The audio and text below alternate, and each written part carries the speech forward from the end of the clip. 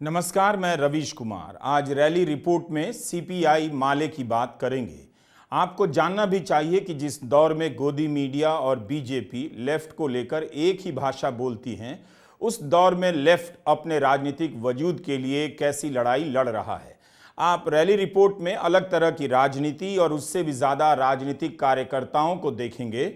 राजनीतिक कार्यकर्ताओं में भी महिला कार्यकर्ताओं की सक्रियता से आपको चुनावी लोकतंत्र में कहीं ज्यादा विविधता दिखाई देगी, इसलिए यह वीडियो पूरा देखिएगा। माले बिहार में 3 और झारखंड में 1 सीट पर चुनाव लड़ रही है। इंडिया गठबंधन का हिस्सा है। इसके राष्ट्रीय महासचिव दीपांकर भट्टाचार्य अपने भाषणों में किन मुद्दों को उठा रहे हैं, हम उसकी झलक देखेंगे। लेकिन पहले हम माले के एक उम्मीदवार की बात कर लेते हैं। 2024 के चुनाव में जेएनयू के 2 छात्र मैदान में उतरे हैं। हम यह दावा नहीं कर रहे हैं कि जेएनयू से निकले 2 ही उम्मीदवार चुनाव लड़ रहे हैं, 2 से अधिक भी हो सकते हैं। लेकिन हमारी सीमित नज़र में उत्तर पूर्वी दिल्ली से कन्हैया कांग्रेस के टिकट पर चुनाव लड़े, तो बिहार के नालंदा से संदीप सौरभ चुनाव लड़ रहे हैं, जो जेएनयू के ही हैं।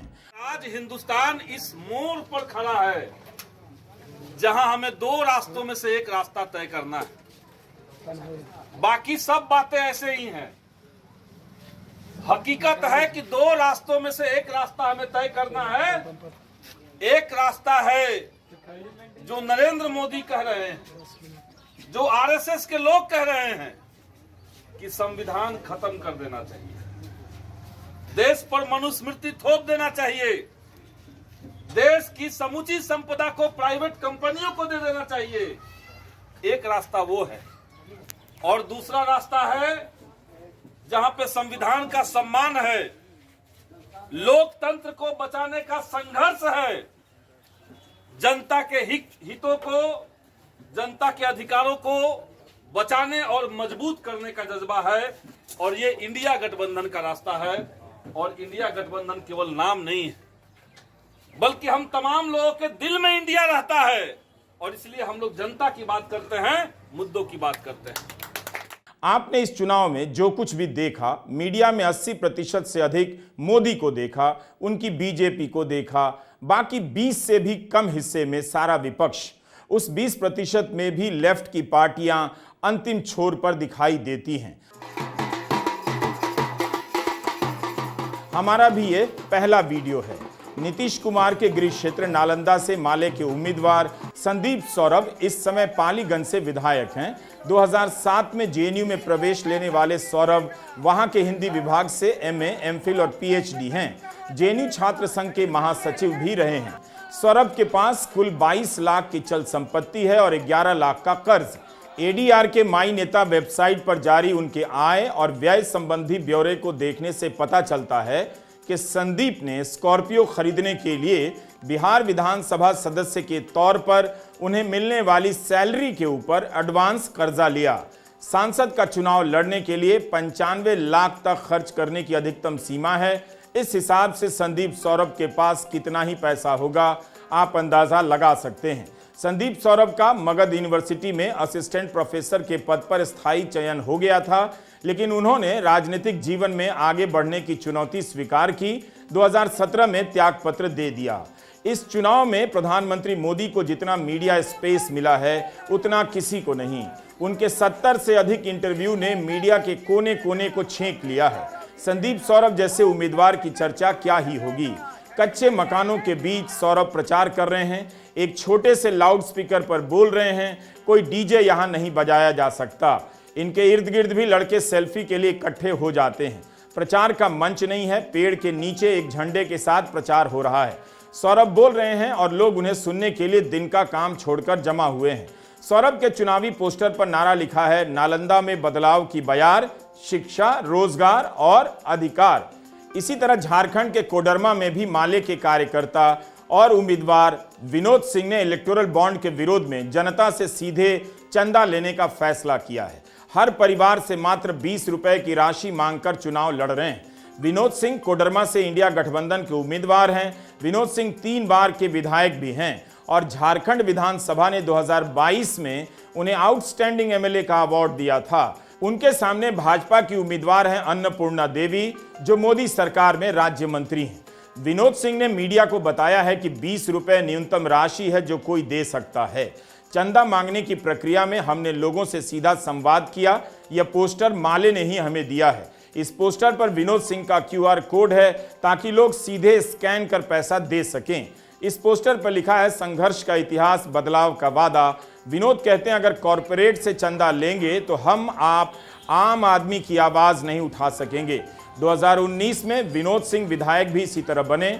बगोदर की सीट पर उन्होंने भाजपा के उम्मीदवार को जनता कूपन कैंपेन से ही हरा दिया। इसी तरह से माले बिहार का चुनाव लड़ रही है। 20 रुपए के डोनेशन के दम पर पार्टी तीनों सीटों पर लड़ रही है। जनता कूपन के दम पर इलेक्टोरल बॉन्ड के जवाब में माले जनता कूपन लेकर आई है। आज की तारीख में कौन ऐसी पार्टी है जो कहे कि कॉरपोरेट से चंदा नहीं लेंगे और जनता कूपन के जरिए पब्लिक से 20-20 रुपए लेकर चुनाव लड़ेंगे। मालूम नहीं 20-20 का चंदा मांगने में कितना समय लगता है और चुनाव के लिए जरूरी पैसा जमा हो पाता है या नहीं।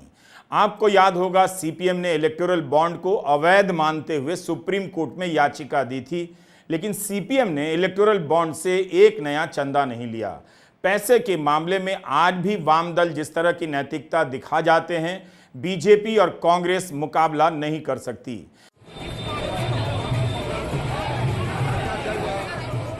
बिहार में वाम दल 5 सीटों पर चुनाव लड़ रहे हैं। आरा, काराकाट और नालंदा से माले और बेगूसराय से CPI, खगड़िया से CPM के उम्मीदवार चुनाव मैदान में हैं।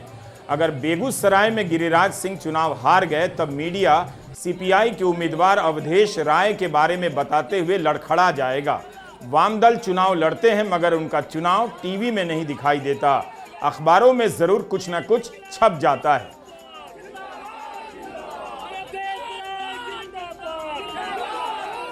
अखबारों में आपको CPI माले का विज्ञापन भी नहीं दिखेगा। इसके राष्ट्रीय महासचिव दीपांकर भट्टाचार्य का इंटरव्यू भी शायद ही दिख जाए, जबकि Dipankar Indian statistical institute Kolkata के छात्र रहे हैं और टॉपर छात्र रहे हैं। इस चुनाव में जहां सबसे अमीर पार्टी, हजारों करोड़ रुपए वाली पार्टी बीजेपी है, उसके पास इफरात पैसा है, तो दूसरी तरफ माले है जिसके उम्मीदवार पैसे के मामले में किसी भी दूसरी पार्टी का मुकाबला नहीं कर सकते। फिर यह पार्टी चुनाव कैसे लड़ती है? हम आज रैली रिपोर्ट में माले पर फोकस इसलिए भी कर रहे हैं कि 2020 में जब विधानसभा चुनाव हुआ तो माले को लड़ने के लिए 19 सीटें दी गईं, लेकिन इनमें से 12 सीटों पर माले के विधायक जीत गए। बिहार विधानसभा चुनाव में सबसे अच्छी स्ट्राइक रेट माले की रही। अगर यही स्ट्राइक रेट माले ने लोकसभा में दोहरा दी तो 4 जून को यह पार्टी चर्चा में आ जाएगी। आरा से भाजपा के उम्मीदवार RK सिंह खड़े हैं, जो मोदी सरकार में मंत्री रहे हैं। नालंदा से JDU के कौशलेंद्र कुमार उम्मीदवार हैं, जो 2009 से लगातार इस सीट पर जीतते आ रहे हैं।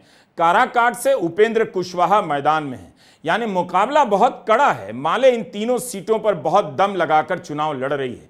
उसके पास जितना कुछ है, पैसा तो नहीं है, मगर अपने सारे कार्यकर्ताओं को पार्टी ने यहां झोंक दिया है। अगर आरा, काराकाट और नालंदा में माले ने बाजी पलट दी तो बड़ी घटना हो सकती है। बीजेपी की बिहार में 3 सीटें तो कम हो ही जाएंगी।